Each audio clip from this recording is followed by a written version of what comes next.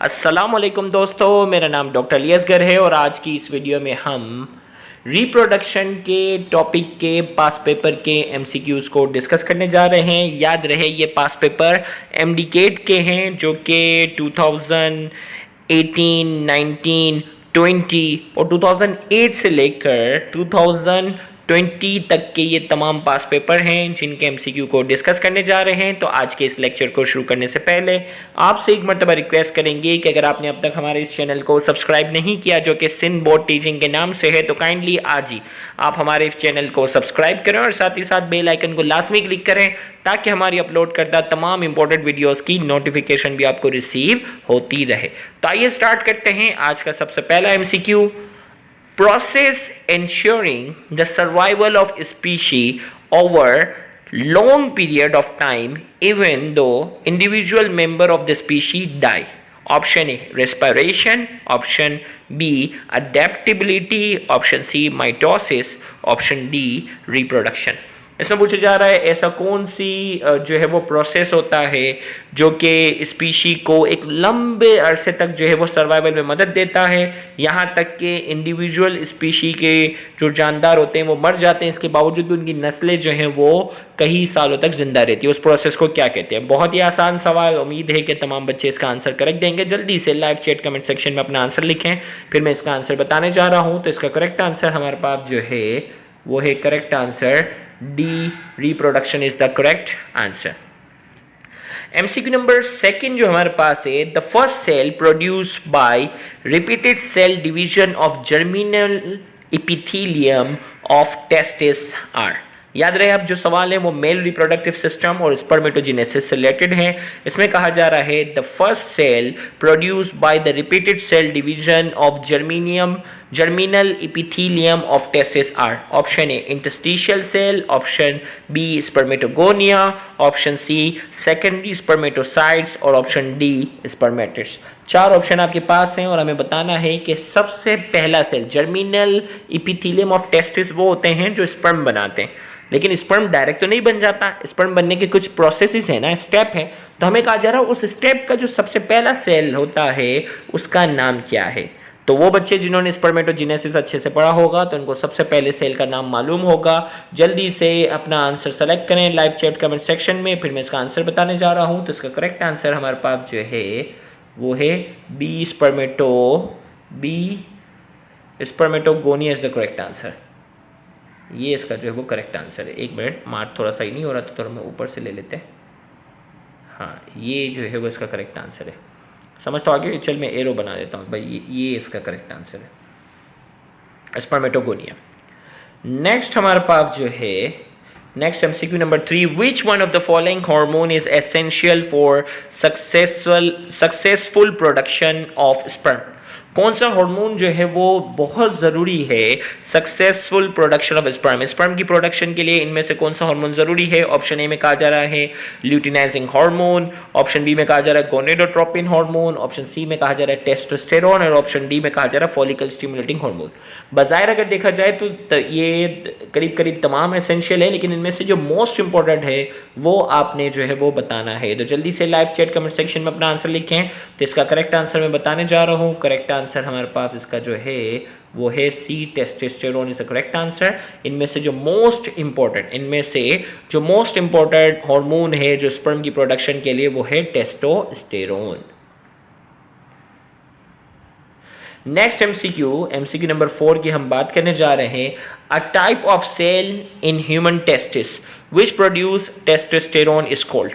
Human testis के अंदर कौन से सेल होते हैं जो टेस्टोस्टेरोन प्रोड्यूस करते हैं? ऑप्शन ए में कहा जा रहा है इंटरस्टिशियल सेल, ऑप्शन बी में कहा जा रहा है जर्म सेल, ऑप्शन सी में कहा जा रहा है सर्टोली सेल और ऑप्शन डी में कहा जा रहा है स्पर्मेटोसाइट्स।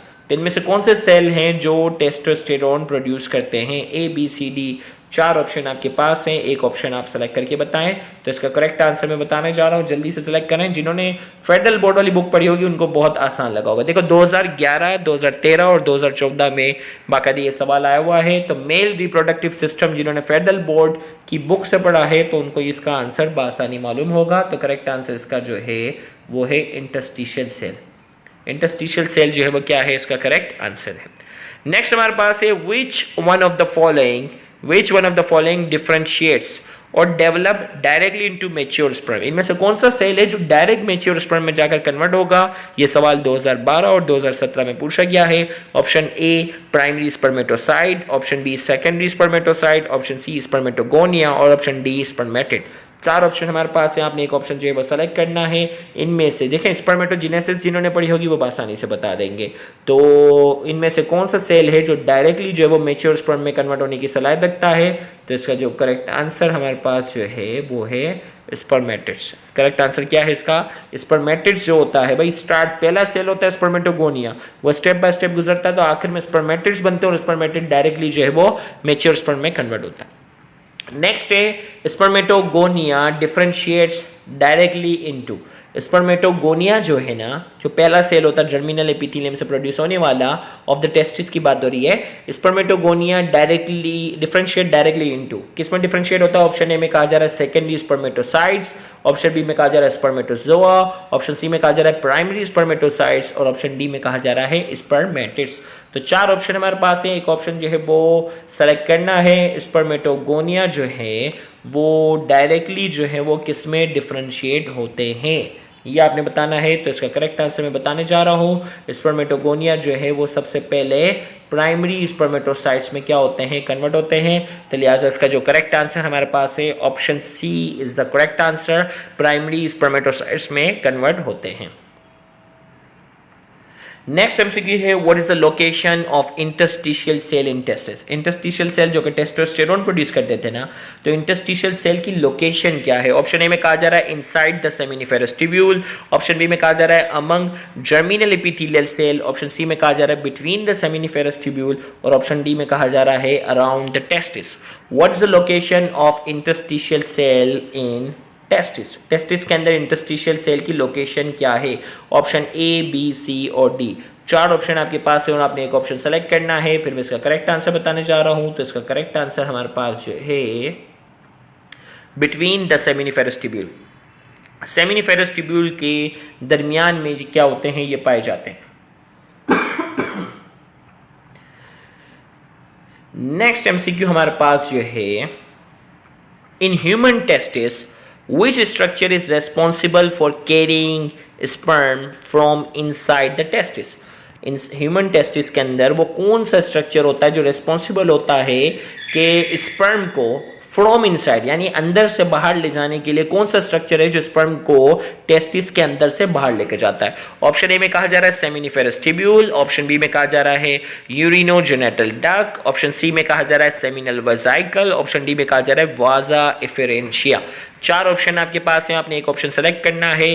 कौन सा स्ट्रक्चर होता है जो स्पर्म को टेस्टिस से बाहर ले जाने में अहम किरदार अदा करता है? ए, बी, सी और डी। 4 ऑप्शन हमारे पास है और आपने एक ऑप्शन जो है वो सेलेक्ट करना है।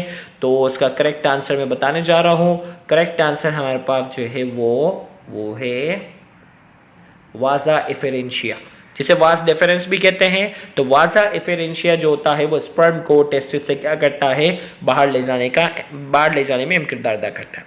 नेक्स्ट हमारे पास है all of the following are the part of male reproductive system except. भाई जो 4 ऑप्शन है इसमें से 3 पार्ट जो है वो मेल रिप्रोडक्टिव सिस्टम के हैं, एक जो है वो मेल रिप्रोडक्टिव सिस्टम का पार्ट नहीं है। ऑप्शन ए में कहा जा रहा है epididymis, option B seminiferous tubule, option C cervix, option D bulbourethral gland. तो 4 ऑप्शन हमारे पास हैं ए, बी, सी और डी। आपने एक ऑप्शन जो है वो क्या करना है? सेलेक्ट करना है। तो इसका करेक्ट आंसर मैं बताने जा रहा हूँ। इसका करेक्ट आंसर हमारे पास जो है वो है सी सर्विक्स। सर्विक्स जो है वो फीमेल रिप्रोडक्टिव सिस्टम का क्या है? ये पार्ट है। तो लिहाजा इसका करेक्ट आंसर हमारे पास जो है ऑप्शन सी। नेक्स्ट हमारे पास है during spermatogenesis the dish which are haploid cell eventually mature into spermatozoa mature sperm। Spermatogenesis में हमें कहा जा रहा है द डिश, यानी इन चारों में से कोई आएगा। which are haploid cell, जो हैप्लॉइड होते हैं, eventually mature into spermatozoa mature cell, वो स्पर्मेटोजोआ में जो है वो कन्वर्ट होंगे और जो कि स्पर्म मेच्योर सेल स्पर्म बनेंगे। ए में कहा जा रहा है सेकेंडरी स्पर्मेटोसाइट, बी में कहा जा रहा है प्राइमरी स्पर्मेटोसाइट, सी में कहा जा रहा है स्पर्मेटोगोनिया और डी में कहा जा रहा है स्पर्मेटिड्स। तो जो आपको मालूम है कि स्पर्मेटोजेनेसिस में वो कौन सा सेल होता है जो मेच्योर स्पर्म में कन्वर्ट होगा, तो आपको इससे पहले वाला ये इसी तरह का सवाल था और इसका करेक्ट आंसर हमारे पास जो है spermatids is the correct answer. Spermatids का क्या है करेक्ट आंसर है। नेक्स्ट हमारे पास जो है सवाल यही वाला 10 तक हम सवाल कर चुके हैं। 11 क्वेश्चन की बात करेंगे। The fertilization of ovum take place in the proximal part of dash,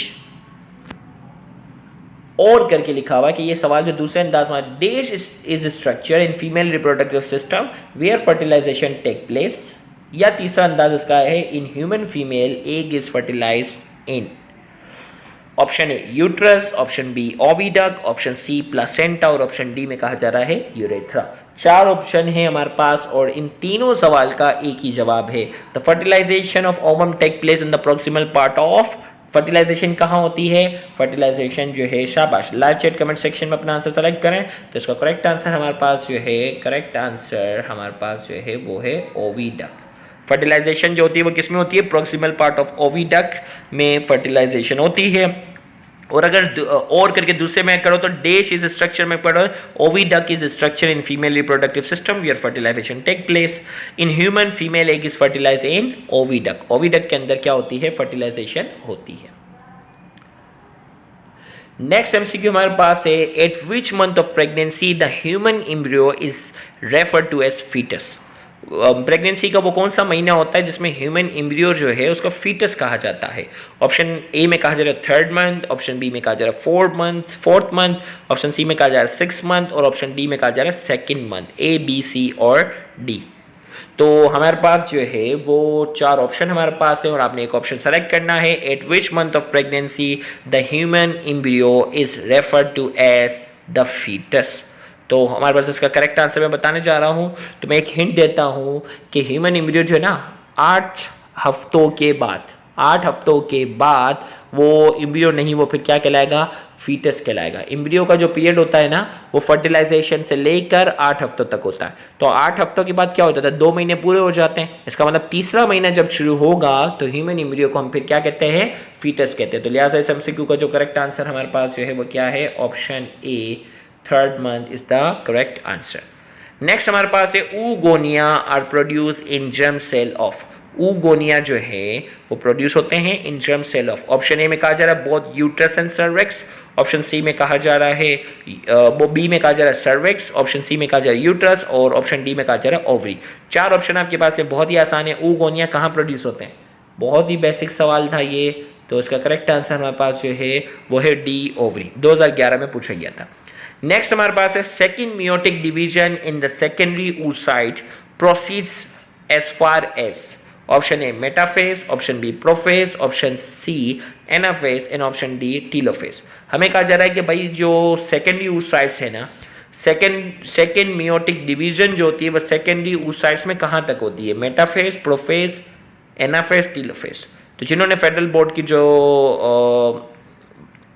है वो बायोलॉजी वाला जो रिप्रोडक्शन के चैप्टर की रीडिंग की है उनको बहुत आसानी से मालूम होगा। और इसका जो करेक्ट आंसर हमारे पास जो है वो क्या है, option A metaphase is the correct answer. Second meiotic division जो है, सेकेंड मियोटिक डिवीजन जो है वो कहाँ तक होती है, मेटाफेज तक। नेक्स्ट हमारे पास है uterus open into vagina through. Uterus है ना, यूट्रस जो है वो ओपन होता है वजाइना में थ्रू। इन दोनों के बीच में कौन सा रास्ता आता है, ऑप्शन ए में कहा जा रहा है सर्विक्स, ऑप्शन बी में कहा जा रहा है फेलोपियन ट्यूब, ऑप्शन सी में कहा जा रहा है एक्सटर्नल जेनिटेलिया और ऑप्शन डी में कहा जा रहा है वल्वा। ए, बी, सी और डी 4 ऑप्शन आपके पास है। Uterus open into the vagina through, uterus जो है वो ये वजाइना में ओपन होता है। इनके दरमियान कौन सा स्ट्रक्चर आता है, जल्दी, बहुत ही आसान सवाल। तो इसका करेक्ट आंसर मैं बताने जा रहा हूँ। इसका करेक्ट आंसर हमारे पास जो है वो option A cervix is the correct answer. Next MCQ है the oocytes release during ovulation in. भाई oocytes ओव्यूलेशन के दौरान जो है ना oocytes जो है वो रिलीज होता है, किस फेज में होता है। ऑप्शन ए में कहा जा रहा है एनाफेज 1, ऑप्शन बी में कहा जा रहा है प्रोफेज 1, ऑप्शन सी में कहा जा रहा है मेटाफेज 1, ऑप्शन डी में कहा जा रहा है मेटाफेज 2।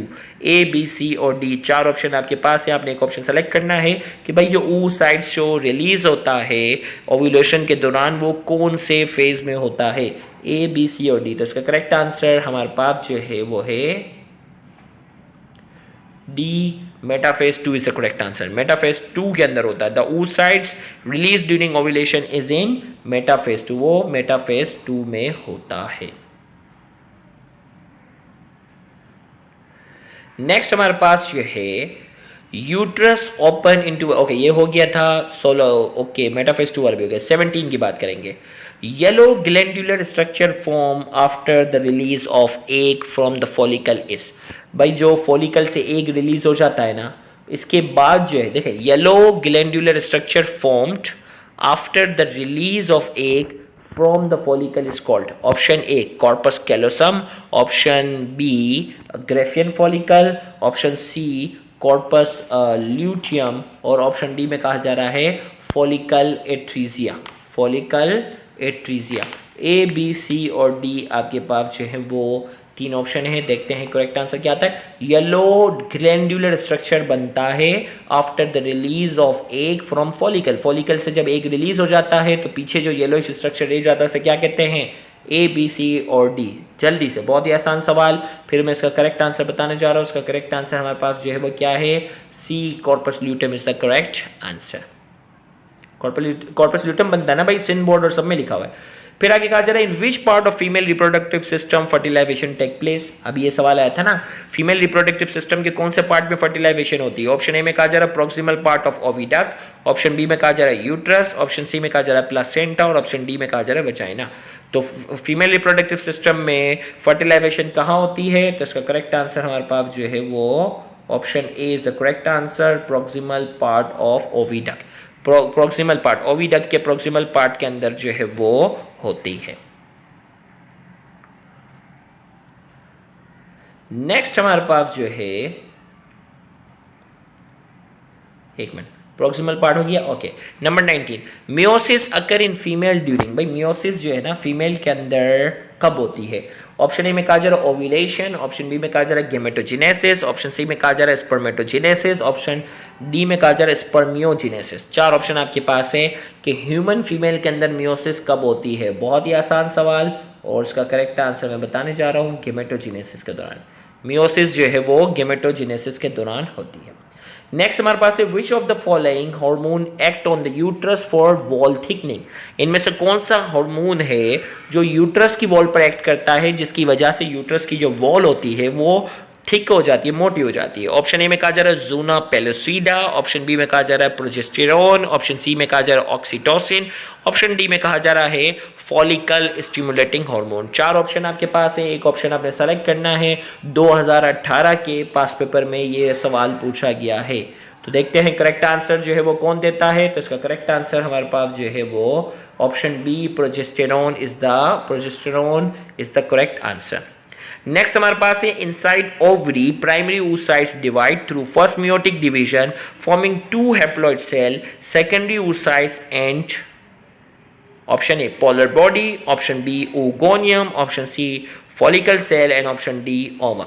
हमें कहा जा रहा है इनसाइड ओवरी, ओवरी के अंदर प्राइमरी oocytes जो है वो डिवाइड होता है और वो अपनी फर्स्ट meiotic डिवीजन जो है वो मुकम्मल करता है, जिसके नतीजे में 2 हैप्लॉइड सेल बनते हैं। एक सेल जो होता है वो सेकेंडरी oocytes कहलाता है और दूसरा सेल क्या कहलाता है। ऑप्शन ए में कहा जा रहा है पोलर बॉडी, ऑप्शन बी में कहा जा रहा है ओगोनियम, ऑप्शन सी में कहा जा रहा है फॉलिकल सेल और ऑप्शन डी में कहा जा रहा है ओवम। तो 4 ऑप्शन हमारे पास है और इसका फिर मैं करेक्ट आंसर बताने जा रहा हूँ। इसका करेक्ट आंसर हमारे पास जो है option A polar body is the correct answer. Polar body बनती है, जिन्होंने भाई oogenesis पढ़ा होगा उनको आसानी से पता होगा।